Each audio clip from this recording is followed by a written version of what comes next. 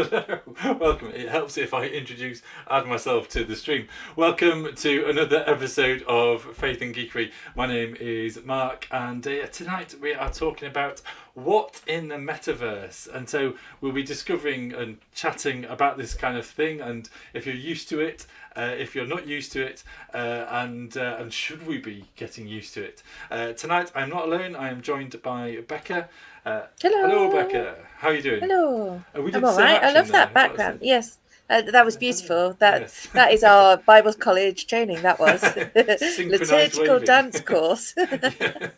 Which was not a thing, by the way. Totally was. How are you doing, Becca? Have you been up to anything geeky, exciting, or otherwise? I was thinking, what have I done that's geeky recently? And actually, I delivered a mental health first aid course last week, and I know it's not directly geeky, but I'm quite geeky about the idea of mental health being for all and something that we really need to get our nerd on about. So it's not kind of the fantasy world that is really interesting and exciting, but it certainly plays into things that give you joy. So. Yeah, and you can geek out about and I things can like that. get yeah, Or I get can your get my geek on. geek That's on. what I like. Get Yeah. your geek on. There's officially. Yeah. Anyway. Please never. No, I That know. was not in the course. You're going off script. I know. I mean, I had my comment on TikTok of saying, "Who's this grandpa?" And I was just like, "Oh, Oh, such you love." guys. Comparing me to a family member, albeit old one. Anyway, An I know elderly who you are now. I person. don't. I So know where you will that live. was fun. But I've been doing some really weird and boring, but augmented reality, and I've been creating like a little Wesley. And Tell me what, because you we were talking the other day, and you said augmented reality, and so naturally I nodded as if I understood what you were talking about. yeah, well, Right. this is. I'm not sure I do. Can I show you? Would that be? Yeah. Let's see if we can bring this up and play it automatically. So this is my spare room, and this is like a little John Oh. Wesley. And then if you Yeah. tap Okay. him on your phone, he then reacts and does this. Oh. There you go. Oh, And nice. He's and warming will up. That's good. That's and what that you need to will preach. respond, and you can get him to do dance and all this kind of stuff. So yeah, so that's the sort of thing that I've been Oh, been I like playing that. on in my other capacity in digital stuff and things like that. So yeah, but that is very much geeky, and yeah, people do tend That to is glaze super over. geeky. What people have been up to. Luke played D&D on Tuesday at a recent opened hobby games shop in Nottingham. Oh, very cool. Ooh, And good nice. to see shops opening rather than just Yes. kind of closing and otherwise, and a hobby, and a hobby shop too. Um, Hobby. Speaking of Luke, and there's been a couple of others. If you haven't joined our Discord yet, there's a blurb in the description. And if you haven't been on Discord, it's like a community in an app. And so, yeah, is that the best way of terming it? I don't know. But there is a bit of a geeks gallery, and so I've got a few of these to show. Is that all right, Becca, for me to show these? Yeah, yeah, So yeah. I think that is David. I've forgotten what he calls himself. His username is it Specky Geek or something. Let's call him Specky Geek. Yeah, that's Tim with his Oh, sword. He was nice. allowed to buy a sword. That's pretty cool. I think that's Luke's recent painting. Battletech And Mech David is from actually David. There you currently go. painting a battle mech. Cool. So, Battle I, Mech. Battle Mech Tech there. oh, a battle tech I mech. said, Oh yeah, yes. sorry. So is it? I imagine it might be something like one of those. I'm going to get corrected now or ostracised. And that was it. That was the end of the thing. Oh no. That was it. That That was was what we're going beautiful. to go into. Um, Okay. so yeah, so please do be in touch if you are up to something geeky or if you've been up to something geeky. And I think the AR stuff, the augmented reality stuff, is the height of my geekiness. The only other thing I did, I actually took my protective cover off my phone, which took me absolutely ages because it was getting too much dust in it. And so after having it a year and the contrast wasn't working properly, and now I've got rid of it, it now looks like a brand new phone and acts like a brand new phone, which is really quite Oh, nice. that's lovely. Until I drop it. So that won't be such a... Have we had that conversation about tech, actual physical tech, the nerdy, geeky computers, phones? Is that one to put on the agenda? I think that might be. Yeah, It I've is. encouraged on my personal Facebook to kind of join in with kind of ideas and thoughts for kind of faith in geekery, and nobody has actually commented. I don't know if that says more about my personal Facebook account or my lack of friends, or lack of people interested in faith and geekery. I'll be your Please friend. comment about ideas and things as well as we go along. But tonight we are talking about what in the metaverse. And I think that's been bubbling away over the last couple of years, isn't it? Facebook kind of changed themselves to Meta. They've been kind of running with the metaverse, I think, since 2021. But harking even before that, a long time ago, was kind of things like Second Life and things like that. And so, there's kind of history of trying to kind of draw us together in this kind of metaverse sort of way, and I think the proper kind of, or the understanding of metaverse is, in the broadest sense, is like an immersive internet experience. So that's kind of interacting in a new way, rather than just kind of us seeing the internet and typing on it and copy and pasting it. Otherwise, it's actually being kind of immersive and as if you were really there, and therefore that interpretation kind of varies from kind of setup to setup, whether it's actually you're just kind of controlling on a screen, or whether you actually kind of got headgear on and kind of into it. Interestingly, kind of Second Life. I remember kind of going to a session about Second Life, and people going, "Oh yeah, it's going to really kick on." You know, we're kind of really launching it, and it just hasn't kind of reached its momentum yet. And then I didn't really hear very much of it personally.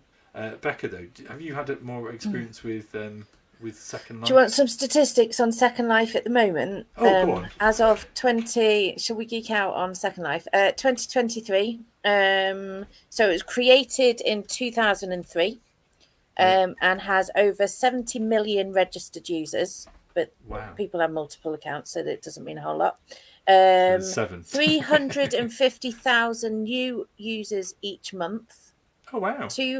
200,000 users from 200 countries. That's the daily average. 27,000 regions. Wow. Cashed around $80 million over 12 months. And the gross domestic product is about $600 million. Wow. So that's good research. Thanks. That was all my own notes. It wasn't. It was the fantastic. first. Tell me statistics about Second Life. But they're not insignificant numbers. No. In terms of people are giving up their jobs to make a living creating content, and I know that content creators in Second Life are also content creators in other platforms like Sims. So when you're buying packages in Sims, quite often those content creators cut their teeth in places like Second Life, where you've got all of this digital art being created. And I think that's the draw for me, is the creative outlet. I could go, I've got things like No Man's Sky on my laptop waiting for me to play. The Harry Potter game came out, instantly got it. But if I'm driven by someone else's landscaping, someone else's costuming, someone else's pre-written script, then I'm like, well, where am I in it? Whereas Second Life, I log on and I can choose to be whoever I am. But I remember my first avatar, I was like, I'm going to create something that looks like me, that I'm going to be authentically myself. I joined a church really early on, and we can come back to that later. And very quickly I was like, I don't want to look like me. with all the opportunities in the world, I'll create lots of different me's. Well, it's interesting, and this is kind of not to the same level, but kind of I used to play Fortnite an awful lot. I know, surprising, and I used to be I was kind of one of the early adopters of that, and I naturally kind of went, I'm going to go for something different. I'll be a girl, and then I kind of got kind of people going, "Are you really a girl?" And it's just like, whoa, okay. And then people were there kind of going, "Oh, but you're not really a girl." And I was like, "No, but it's a computer game. I can be what I like. This is the thing. I don't want to be a middle-aged man in a game. I want to be a dragon. I want to be, if there's an opportunity to be something different, then I could be doing something else. I'm not Second trying day in Second Life, I had my mermaid's tail and was swimming underwater. It was and, the most joyous moment ever. and I think as long as I'm not, being deceitful about it, and when people ask, are you kind of a avatar, and it's just like, no, Yeah. I'm a real human being. I'm a bloke. It is fine. I'm not trying to I'm be not really a deceitful. werewolf. I'm a Yeah. human. Yes, and I guess that could be a slippery slope you go down. But the whole purpose of these kind of immersive worlds is that you can be something that Yeah, you yeah, you don't have. You could be anything that your creativity allows you to be. yeah. Um, And in, create any environment to be in yeah, that your imagination or a content creator's imagination has allowed it to be, which is it's just fun. yeah. I was going to say exploring this a little bit because I'm aware kind of everyone got excited about the metaverse of kind of. Or is it Horizon Quest of kind of Facebook and Meta, and it didn't really kind of get traction. And I think this is where maybe this could be one of the failing points or one of the struggles, one of the main hurdles of this metaverse thing is trying to get people to adopt stuff. And just like Second Life, just like there's the Horizon Quest for Meta, as well as, and I've found some other ones here. Oh yeah, I mean, sorry, I was going to come back to that one. Can I come out of this and do that without bringing that up? Yes, I can. I actually went on to a couple of other kind of sites, and one of these is Decentraland, and it was it felt a little bit because I was just doing it on a computer screen. It just felt like a computer game, and it didn't feel Yeah, that immersive, and I felt a little yeah. bit kind of is that it? A bit of a letdown by it.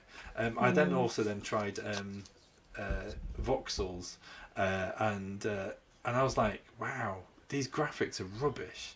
Yeah. And it's interesting, as I was walking around getting used to these, my son walked in and went, oh, what are you playing? And I was just like, well, I'm going into the metaverse on this. And he went, oh, it's a bit like Minecraft, isn't it? And I was like, yeah, Yeah. it is. And the weird thing is, I didn't get very far with Decentraland, so I didn't know for sure.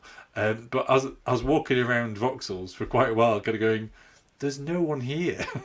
Yeah. So there was no one to interact with, and therefore I could be anywhere. I could be playing any computer game, but there was just no one. And I Yeah. think that was a little bit of a shame, really. That I was just like, and this could be one of the big hurdles. Is actually we might have the very cool tech, you might have the fantastic immersive experience, but if Yeah. no one's kind of launched into it, if no one's invested in it, Yeah. either physically or kind of with money or financially, then actually it's kind of going to stumble and falter. Yeah. And I think for And it me, it does. I left when I first joined Second Life. It was for the social angle, but I loved the idea of that immersive avatar moving around computer game feel. And I met no one. No one was on my time zone. yeah, And so I ended up going back to chat rooms and kind of political chat blog forums, living my best life, and was there for another couple of years because Second Life just had failed to deliver. And also, if you've got 27,000 regions, I think I said, well, everyone's then immediately dispersed. So they're all wanting to create their own communities, their own yeah, plots of land, their own really interesting thing. Well, if everyone's doing that, then there's no point where people gather together to actually enjoy each other's different yeah, yeah. lands and places and communities. And I think for me, the Vauxhall thing was kind of immediately worrying because as soon as I went in there was no one there. I was able to walk around other people's places, which was fine. But then it was kind of like, oh, would you like this NFT? And it's just like, oh, hang on, where did this come from? And I guess it's their way of copywriting or kind of copywriting their own stuff. But NFTs have like a bit of a shady kind of past now of kind of what does it mean for people to kind of have these things, and how much are they really truly worth.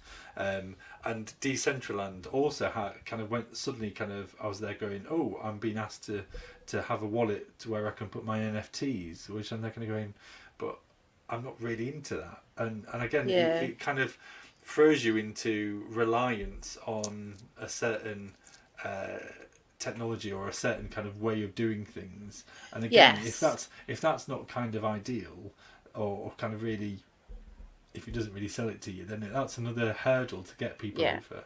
Is like, you know, it's are you like, invested? Luke said that companies setting up the metaverse of kind of trying to make the most money without putting in a huge amount of effort. But there's also that element that where you've got people creating content, and the joy for me of Second Life, and I don't know about other online metaverses, is that it's all shaped by the people using the content, but then it creates a economy, and it creates shops, and it creates bigger shops, and it creates shops that are better than other shops. And you can absolutely go into Second Life and have an avatar and move around and do it for free. But unless you invest some money in getting the best avatar, or the best mesh, and the best head, and then the skin, and then the clothes, and then the hair, and there's so much hair, and then some more hair, I'm a little bit addicted to what hair, then it does create that compulsion. And it is, I mean, and it, you know, it ties into online shopping and all the other ways that we can consume, that compulsion to spend, to buy just another virtual tree that is digital, that has absolutely no real merit at all, except it looks like a really nice oak tree, and I really want it in this place on my land. So there's all sorts of kind of ethical, political issues around that, of what does it mean with your resources, to spend your time and money in a place with no tangible, you know, if Second Life crashed, I don't want to think too much about how much money over the past 12 years I've actually paid. At least £2.60, isn't it, really? At least £2.60. Yeah. You're right, though. Fortnite, I played it quite regularly, and then I kind of justified that. At first, I was paying nothing, because it's a game. Why should I? No, you know, I was kind of happy to kind of go with the buzz of it and know that it was free, and kind of go into the arenas and things like this. And then I realised, I was thinking, actually, I've been playing this for a few months actually, and I'm happy now to exchange a bit of money, because I'm getting entertainment and you know, I am entertained by this, and there's a gamification, and I'm happy to say, well, actually, for that amount of time, I'm happy to put like a £10 on my credit sort of thing. And then did I win something? I can't remember. I kind of got more, and then my account got hacked, and all my money went. And I was just like, oh, okay. And then I tried to get any of that back, and I only got a little bit back or something. And it was just like, oh, that's a bit of a bitter taste now.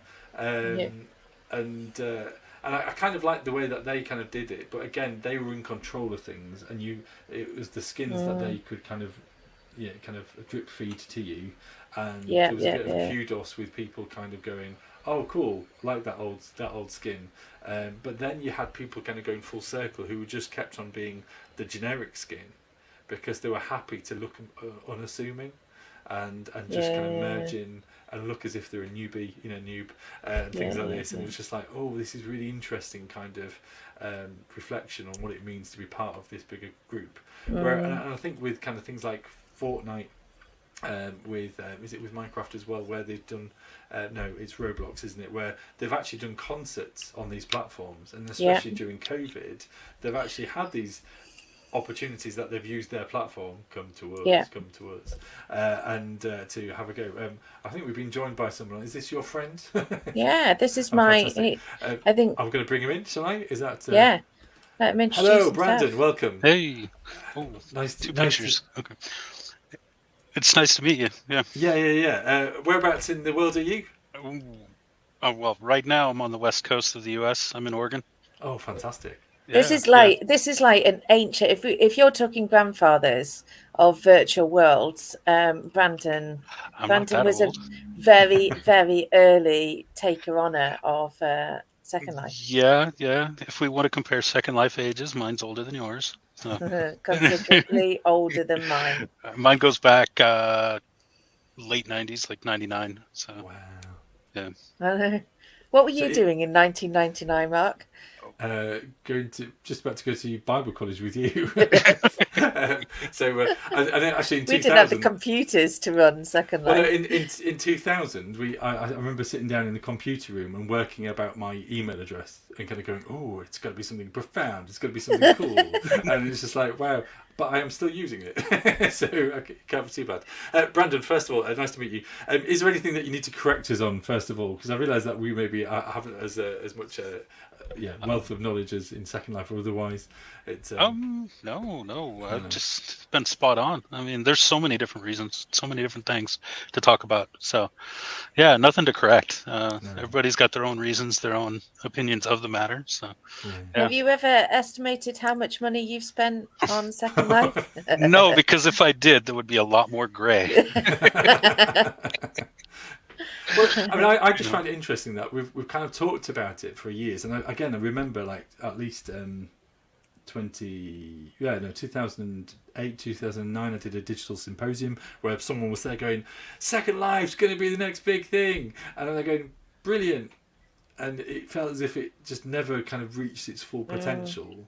And yet there's kind of Facebook has thrown in billions of pounds. I think has it been £15 billion that they've thrown into the research and development of it, and yet they've kind of gone, and even the kind of immersive element of technology, kind of Google Glass has gone the way of the dodo, or gone the way of Betamax, and then you kind of got this emergence now of I'm going to bring this PowerPoint up again now. I've showed it a couple of times by accident. The Vision Pro. I know you've been flashing it. We're now all really eager to know what these sexy glasses are. And it's interesting. Well, it's interesting also because people have already automatically taken the mick out of it, kind of going, oh, they have the glasses for $3,500, and then you have a scuba kind of thing for only, and it's just making a bit of a mick take out of it. And yeah, I follow these people on Twitter.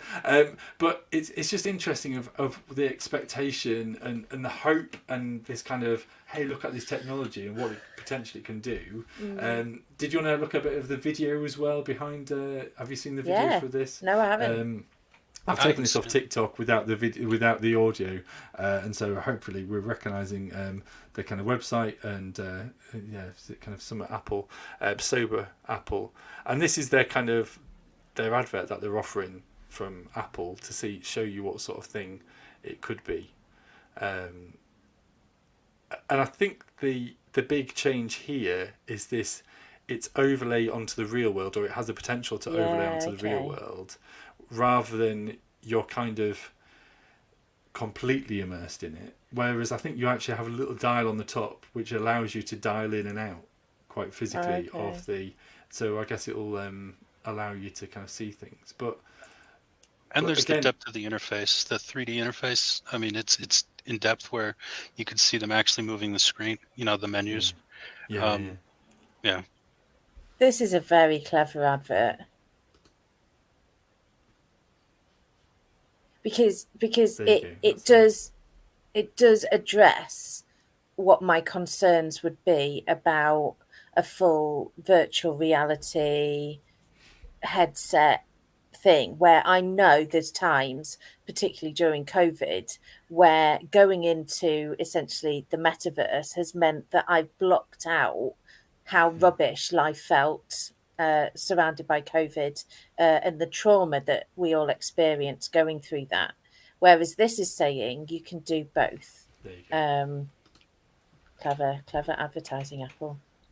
Yeah, and it's interesting the way that they have the video that they're playing with the lady on the plane. They're then using everything all at once, and how she kind of goes into this immersive or goes into a parallel universe. And I find that kind of interesting how they're using that to play around with kind of how we're going to be immersed into these things.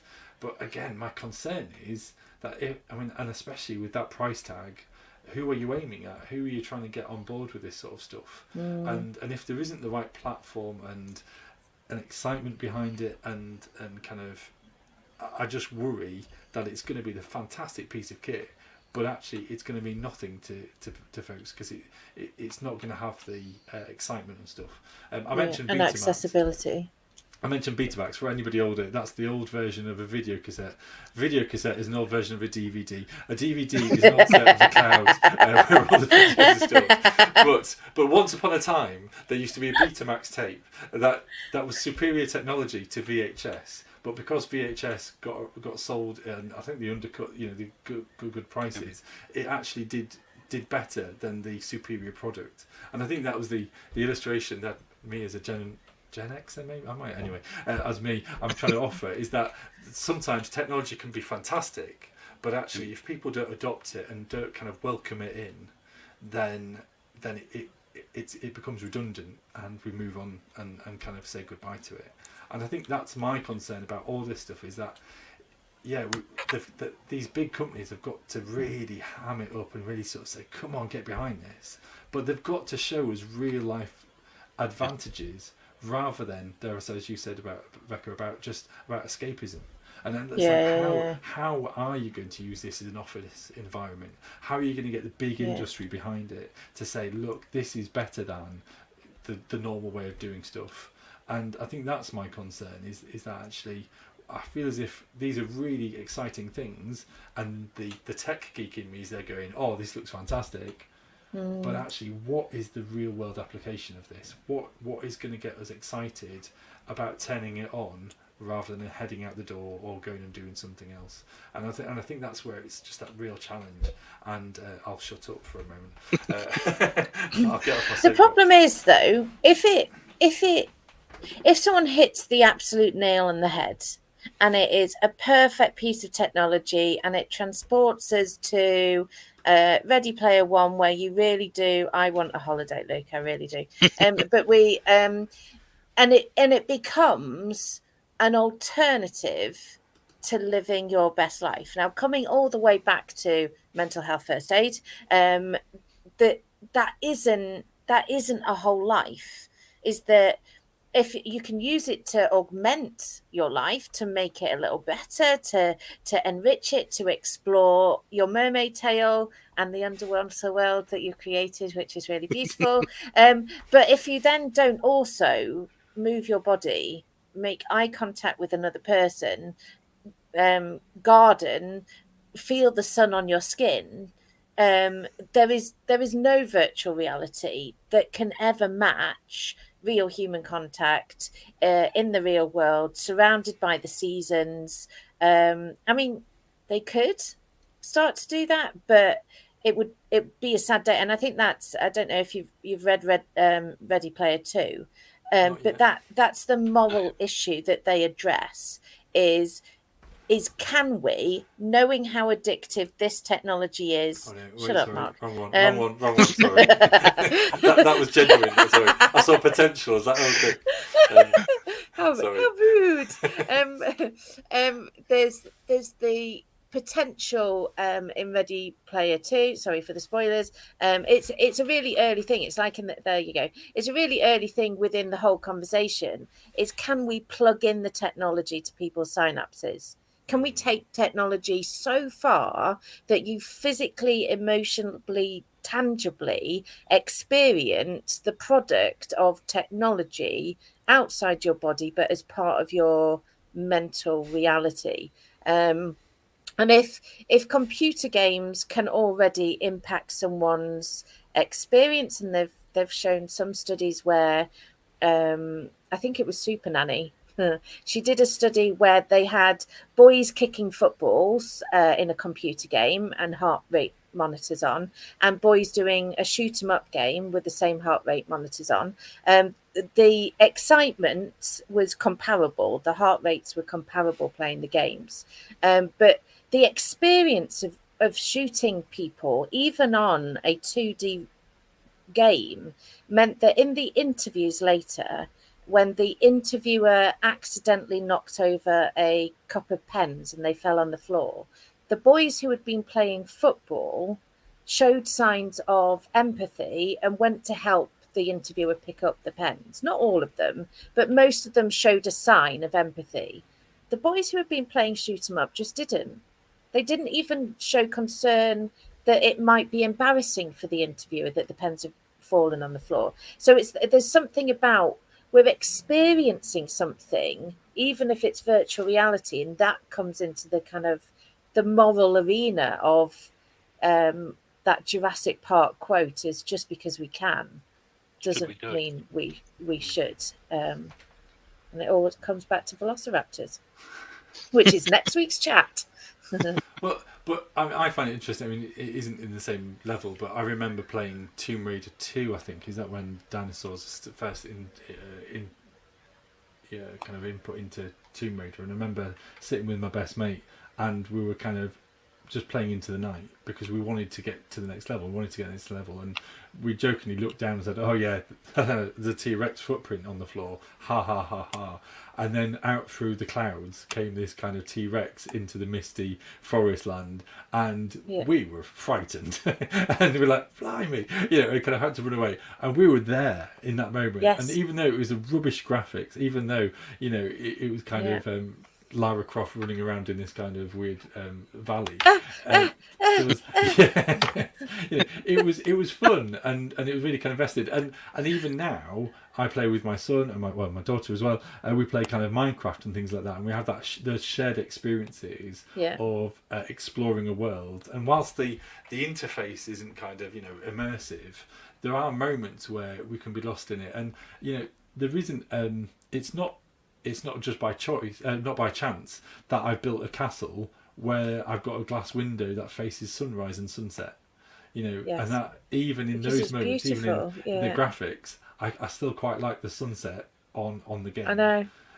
But it's interesting that Minecraft seems to be this kind of sandpit world, or this survival world, or creative world, and yet actually they're not trying. I mean, they're not kind of trying to make it into this next kind of this metaverse, where I was going, just put a headset on this and you kind of you're halfway there, and I don't understand why Microsoft haven't done that, which I understand they may be creating something just with cameras rather than a headset, that they can just kind of do away with the heavy eyewear, which is good in my books.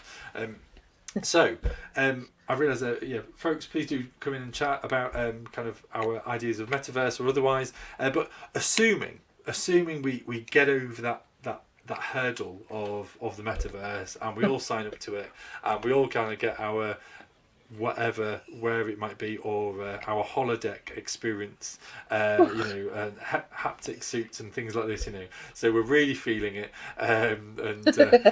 Again, I would like to limit exactly how much I'm feeling, because even in Minecraft, it smacks in the face. I remember in Minecraft though, when I'm kind of completely in the zone and I fall off something really high, does your stomach drop? My tummy, I'm like going, this isn't an age thing. This is just kind of like, I'm so immersed in this that I'm just the panic I feel when I'm underwater and I have my combat HUD on, and I'm like, I'm drowning.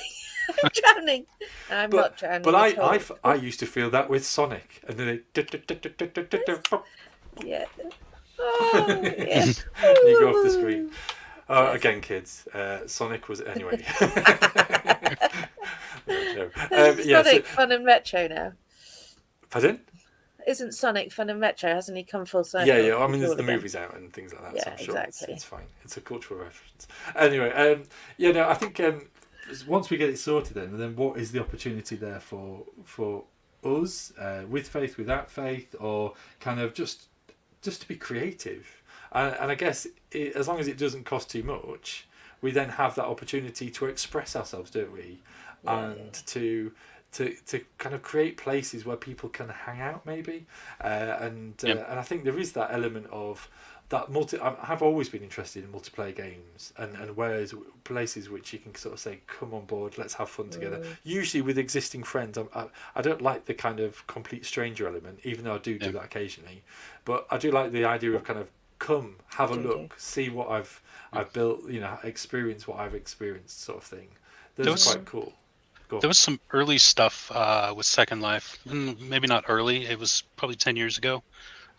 So well, I say it's not early because it was just like yesterday. No, they open source their code, and I remember some of the bigger companies like IBM and a few others were actually using that code and creating their own virtual offices and having conferences and things like that. So the potential for using the metaverse for things like that is huge. But my thing is quit throwing millions and millions of dollars at it and just make it fun, immersive, and enjoyable. And the people will come. There's so many companies that try to replicate success by throwing millions and millions at it, and they fail. World of Warcraft's a big one. Came out, it was huge. People just started trying to create these replications of it by throwing millions of dollars at it, and it was failing, and they couldn't figure out why. Well, why would I play your game when I could play that game, which is perfect? They just need to make it fun. When I think metaverse, I think you're trying to capture too many audiences at once. You should just focus on one and then evolve from there. And that's probably why a lot of metaverses fail, is because they're trying to capture the wider audience, and you need a core group that you can live off of. Maybe not live off of, but Like a from a corporate zombie. standpoint, Feast yeah. on the Yum, yum, yum, yum, so delicious. But come on, invite your you want a friends. core- Invite your friends. Come on in. It's fun. So we're sorting out the zombie movie element of that. That's good. But yeah, and I think I think it's just going to be really interesting of how kind of how would we embrace it, and I think for me, I'm always a little bit wary of, dare I say, and I don't know where you are with faith stuff, Brenda, but basically, I think I'm concerned for the Christians as well. I'm kind of going, oh, let's go into this game and go and let's build a cathedral, and I'm just like, they're going, but. And I think this is my bugbear, so I just want to get this off my chest. That basically, confession time. No, that basically, I'm just worried that with all the creativity of the metaverse, we're going to go, oh, let's build a 15th century cathedral with stained glass, with the opportunity to meet God in. And I understand there is a connection there with a real life thing, but I'm not going to go, but surely we could be more creative and we could do things to our heart's content rather than just box in. Kind of. I think my fear is it replacing the physical church and the physical interactions that we have. I love the idea of, say my church is 1,000 miles away and I can't be there every Sunday or every month for that matter.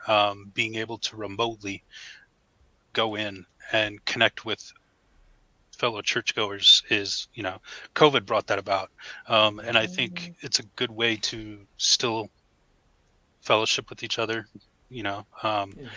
without having to spend money to travel to the church or things like that. But my fear is it replacing the actual physical presence of a church. I like being able to go in and sit down. I love being able to shake hands. But then day one for me in Second Life, I think it was House of Prayer. And it was the building itself was modelled on a fairly large American style in the round church with all the pews. You were given a free pack of gestures so you could praise the Lord spontaneously. But actually what the church was all the rest of the time outside of worship. It was the tents that they'd put up where you could just go and live and be there and have a community of people that would pray in between the tents and around the campfires and when you were flying around in the sky.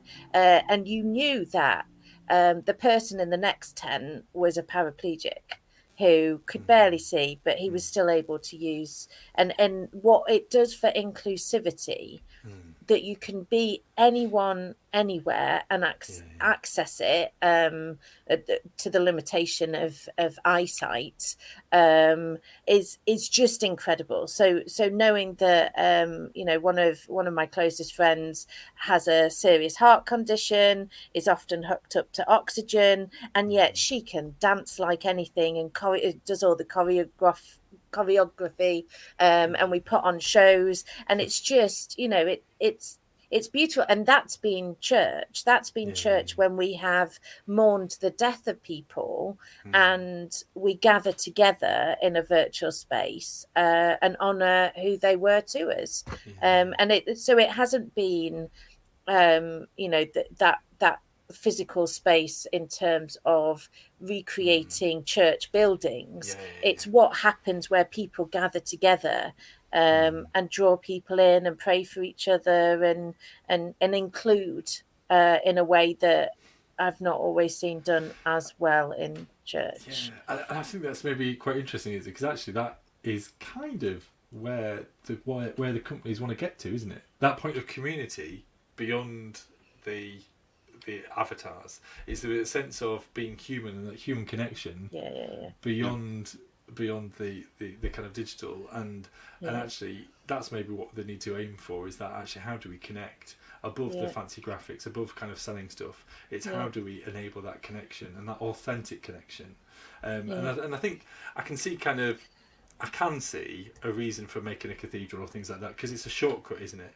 That if you see something that looks like a church, you're hoping that it is going to be a church, and it kind of is like they're going, well, that's what it is in real life. It's not very far to assume, unless it's a carpet warehouse. That it's it's been kind of been made into something else. But you kind of it kind of helps you make that leap, doesn't it? It's kind of a cultural connection, hopefully, that will enable you to kind of maybe step forward. At the same time, there might be certain people who are kind of going, nope, not going in there. I know what that place is, and I know what that place does, and that kind of, and so what could be a positive for some could be a real struggle for others. And again, I think for me, I was just echoing, but actually, can we not have like a spaceship? Can we not just do something that's completely multicolour? Why don't we have like a glowing orb of who God is, and ask it anything, or that it's just kind of like let's get excited about this and do something in a much more kind of creative way, rather than just putting God in the box. And all of that exists. I mean, I've flown in the universe, where surrounded by stars and planets, and thought, I can feel God. I can feel God in the creativity of someone else's imagination, where they have captured the beauty of God's creation, and it's just stunning. And I think if in being creative we are joining in with the Creator, and the outcome of that might be awe and wonder and connection and finding peace and calm, then kind of any expression of creativity, you could probably find ways to tap into the heart of the Creator as well. And there's definitely been moments, and it might have been glowing mushrooms, with huge skyscraping glowing mushrooms that were just outstandingly beautiful, and in those moments I think I've found God too, as well as our friends put out a GoFundMe for someone who's got cancer, and it's already got $2,000 raised in order to pay for the medical bills of having cancer. Well, that's that is both creativity and community combining together to find solutions. So well, and then there's Relay for Life that's going on right now. In Second Life, they're doing events for that. So that raises hundreds of thousands of dollars. Fantastic. So are you encouraging us to have a go with Second Life? Do you think it's got the potential and the shelf life to run and run? I don't know. I don't think it's going to explode, because the company did try VR. They did try a VR-based virtual world. I think it's still going on, but it's never hit it off. And part of that is accessibility. I mean, when we're talking VR, you got to buy the headset, $400 or $500. You need a computer to be able to run that. That could be $1,000 or more. It's a huge graphics drain, isn't it? You need and if you have eye problems, you're going to get sick in the headset after a while, maybe. That's the problem with me, is I'll never be able to enjoy it for more than a few minutes. So why would I invest $1,500 in something I'm going to get a few minutes of joy? joy out of. So, but yeah, so I think I don't see Second Life exploding like that, but it because of the investment that its core group has put into it, I don't see them leaving anytime soon. So I see the shelf life just kind of keep going. It's always just- updating, new Yeah. ways of doing stuff, new ways of Yeah. interacting, of flying, swimming, jumping, sailing. If you can imagine it, you can do it.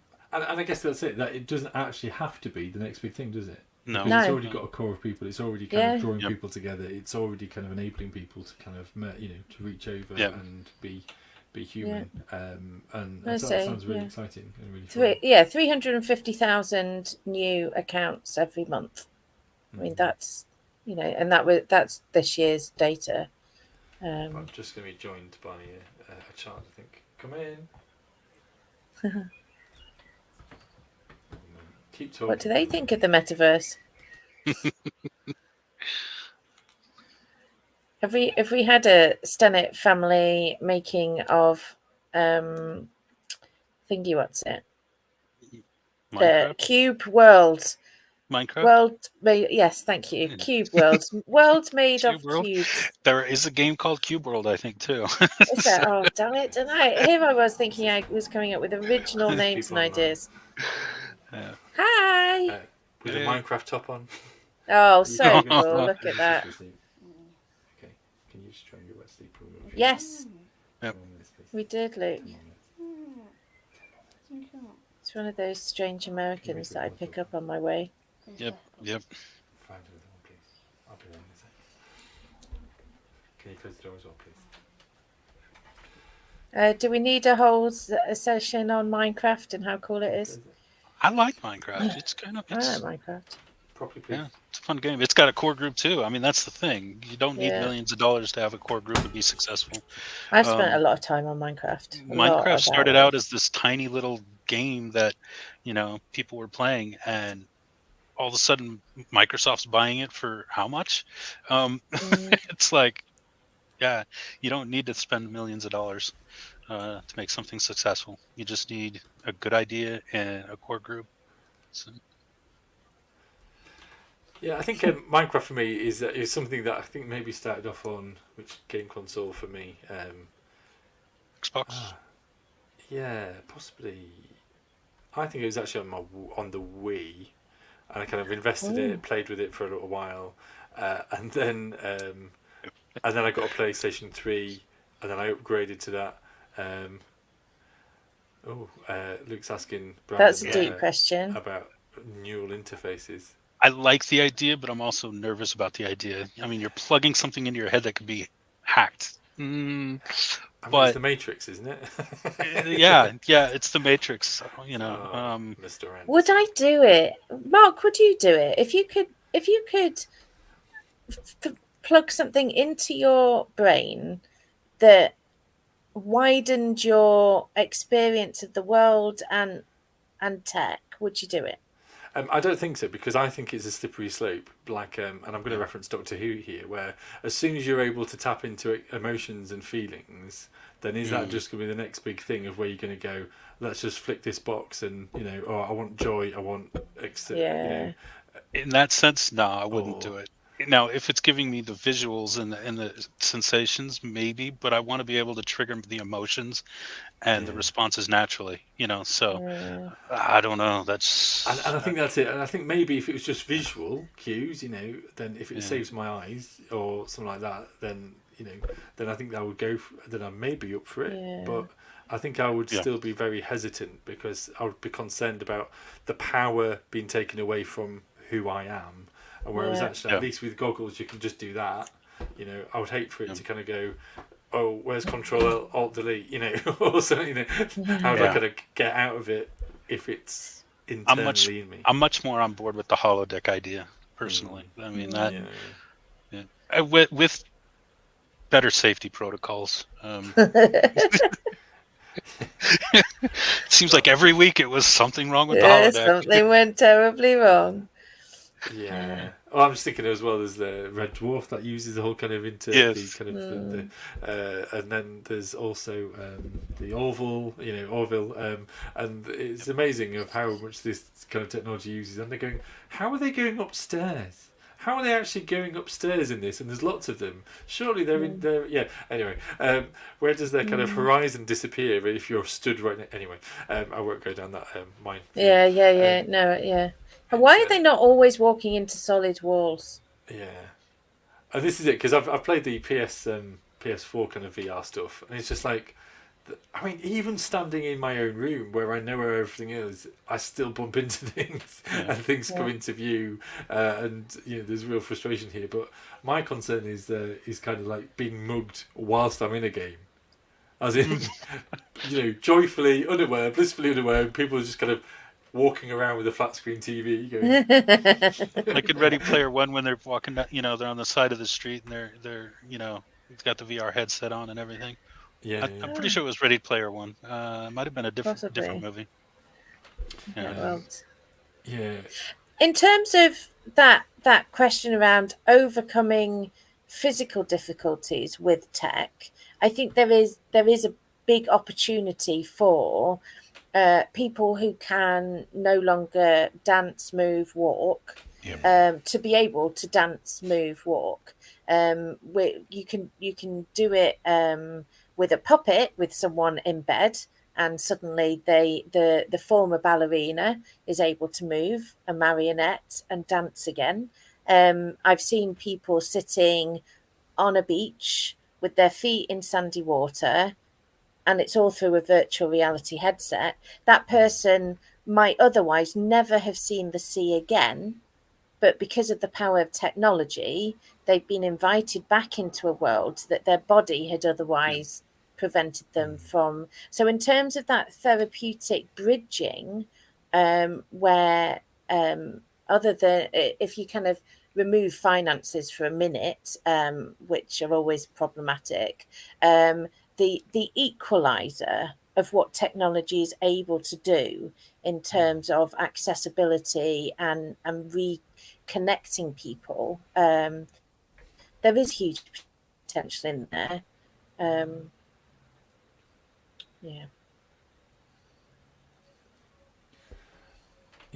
I think accessibility is definitely is an advantage for this sort of stuff, and that actually, rather than trying to compare it to like the advantage over our physical world, that actually, if anyone's at a disadvantage in that or struggling to experience it, then at least there is this that can offer more, and that freeing, that liberty into the digital. And there'll be people who are colourblind. There'll be people that have poor eyesight. There'll be people who can't currently use the tech that allows you to move around. If you've not got the full use of your hands, then there are those limitations. But the capacity of tech to overcome each different thing is huge. So it's the what for what reason is it created? If it's created to gather in and pro it, if it's created solely to make money for people, then what? Yeah. Then it's not there for us. It's there for the corporation to make money. I think it comes down to why is it there? It needs to have a purpose, a singular purpose. The other purposes will kind of come over time, but I think once you've cracked the platform of the and the kind of freedom to do stuff, and not just about monetizing, so like the ethos behind it, if you kind of crack the interface behind it, then I think that it could really run.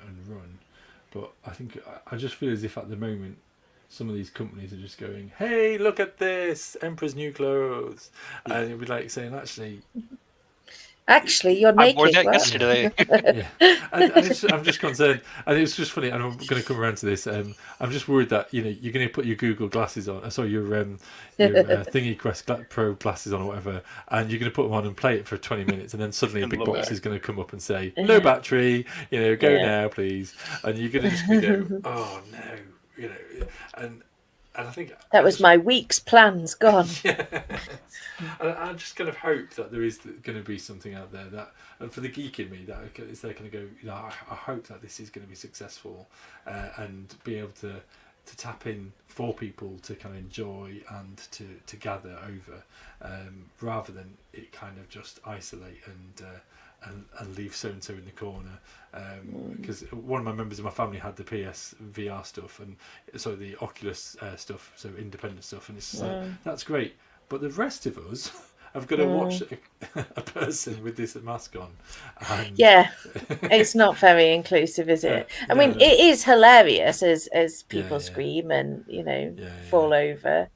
But that's funny for about 5 minutes. And I believe also it's very funny to watch a middle-aged man trying to do the Oculus Rift when it's set up for somebody who's 2 foot smaller. So you're trying to do these actions, and because the avatar is set up for a smaller person, my character's just doing this, and I'm there going, I can't reach, why am I doing this? And then realising that I'm getting out of breath having done the VR stuff. And it's just like, oh gosh, this is really bad. And then I'm there going, has anyone recorded me doing this? I'm pretty sure there is a recording of me going on an underwater adventure with virtual reality because I kept screaming. Anyway, well, I feel as if we're nearly kind of at time. Thank you, Brandon. Nice to meet you, and thank you for chipping in. It's been fantastic. The ancient experience of the virtual world. But bless you. Thank you, and all the best. Did you say on the West Coast? Did you say? West Coast, yeah. West Coast, fantastic. I'm going to drop you off the screen now. So bye-bye.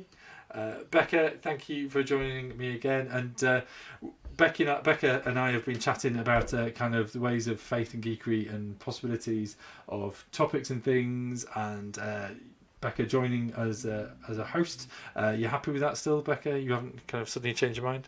Brilliant, fantastic. Host away. I should have said to Brandon to stay on for a little bit, and I'm going to chat it afterwards. I'll keep on doing this. If you're ever a guest on this, folks, then please do that. Once we've stopped broadcasting, you can stay on for a little bit later, and we'll chat and go, oh gosh, that went well.